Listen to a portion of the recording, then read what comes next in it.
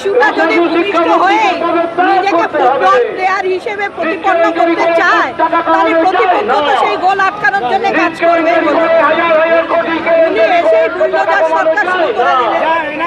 হচ্ছে আমাদের এখানের হকার উচ্ছেদ করলেন।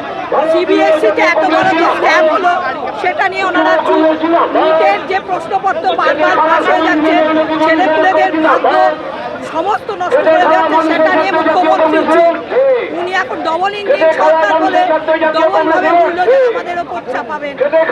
ঠিক না, মানুষের জন্য কর্মসংস্থানের ব্যবস্থা না করে সেখানে কর্মসংস্থানটাকে ছোট করে দিতে চাইছে। হকাররা বেশিরভাগই বড় লোক, হকাররা বেশিরভাগই বড় লোক। যারা এমএলএ হয়েছে তারাও তো অনেক বড় লোক, তারা হাফ মাইনে নিন না, সেটা করুন উনি। ওনার তো অনেকগুলো অনেক নাকি লেখা পয়সা করে আছে, ট্রলার ফলার হাবি যাবি অনেক কিছু আছে, তাহলে উনি পয়সাটা নেওয়া বন্ধ করে দিন, ফ্রি সার্ভিস দিন, তবে তো বুঝবো। সেটা তো উনি করছেন না। উনি বলছেন স্বচ্ছ সরকার, চন্দ্রোদয় মারা গেছে আর এতদিন হলো, কজন ধরা পড়লো। উনি বলছেন বেআইনি বাড়ি ভাঙবে, কোথাকার করছে, যারা বর্ষতা স্বীকার করছে না সেই সব জায়গায় ভাঙছে।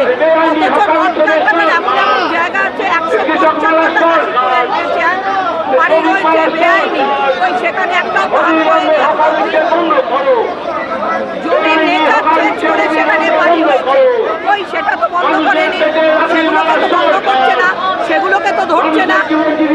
আগে সেগুলোকে ধরুন। আমি আমার জায়গাটা যেটা জানি ছটা এরকম যেটা বড় দিঘি, দিঘে পালে দমদম রোডের উপরে পরে, বিপাড়া রোডের উপরে পরে, বড় দিঘি বুঝিয়ে সেখানে 32 বিল্ডিং হবে, কেন সেটাকে এখন বন্ধ করছে না? এটা কি রিতেশ তেওয়ারি জানেন না? তিনি কি মুখ্যমন্ত্রীকে জানাতে পারছেন না? বলে একটা হয়েছে, একটা বড় পুকুর বুঝিয়ে, শুধু সেখানে 6টা পদ্ম ফোটার মতো একটা পুকুর করে রেখেছে, মানে যেখানে পদ্ম ফুটবে তারা সব ভালো আর বাকিগুলো সব বাজে।